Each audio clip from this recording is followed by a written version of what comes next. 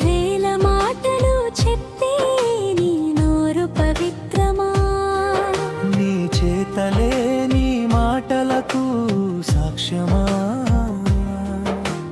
వెలుగుని చూపిస్తానంటూ చీకటిలో నడిచావా? నిజం చెప్పు మనసా, నిన్ను నీవు అడిగావా? నీ కంటిలో ఉన్న దూలాన్ని చూడలేవా? ఎదుటి వారి కంటిలో నలుసు ఎందుకు వెతుకుతావా?